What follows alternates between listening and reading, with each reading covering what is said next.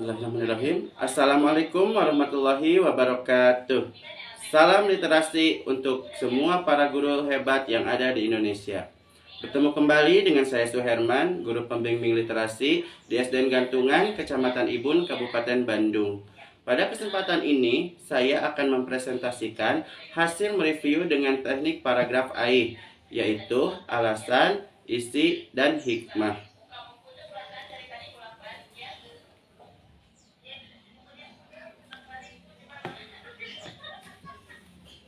Adapun buku yang saya baca yaitu Perpustakaan Prasekolahku Seru.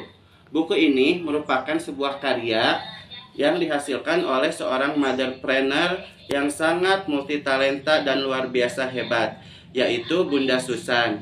Beliau sekarang berkedudukan sebagai dosen di Universitas Pendidikan Indonesia. Jumlah halaman buku ini yaitu 235 halaman dan diterbitkan oleh Sepel Restu Bumi Kencana dan diterbitkan pada tahun 2013.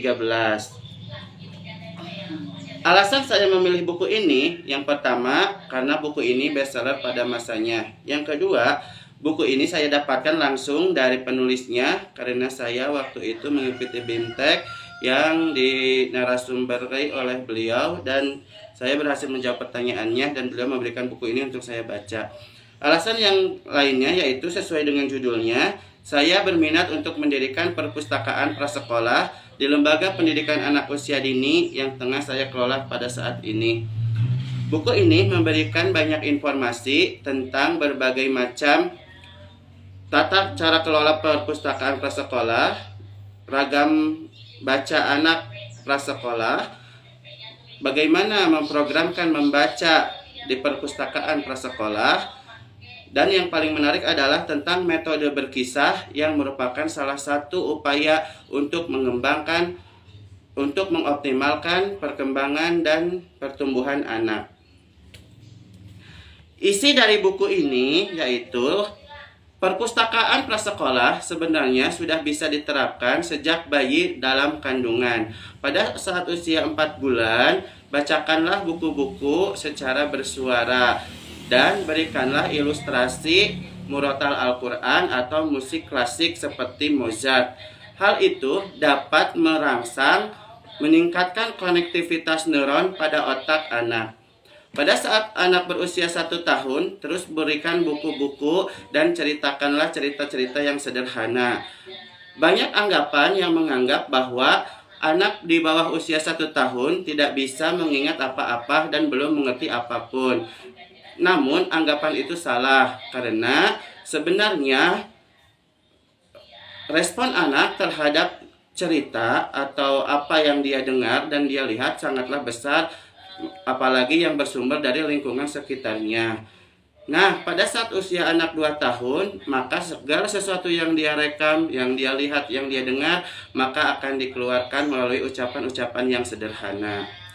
Anak usia bermain, yaitu usia 2-4 tahun, berikanlah buku-buku cerita binatang yang sangat sederhana, yang terdiri dari 1 atau 2 tokoh saja, dan juga 1 konflik. Jangan lupa menyisipkan nyanyian, supaya memberikan kesan yang lebih mendalam.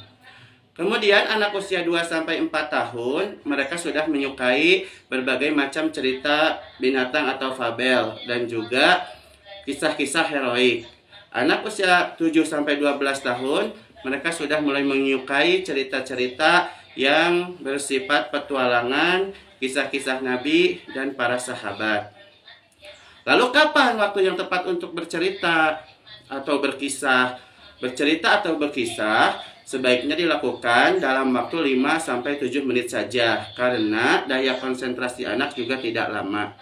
Waktu yang paling tepat untuk bercerita atau berkisah yaitu pada saat pagi hari, saat anak bangun dari tidurnya, kemudian pada saat sarapan, kemudian saat menjelang makan siang, dan 15 menit pada saat menjelang tidur malam. Pada saat itu cerita-cerita akan mudah merasuk ke jiwa anak.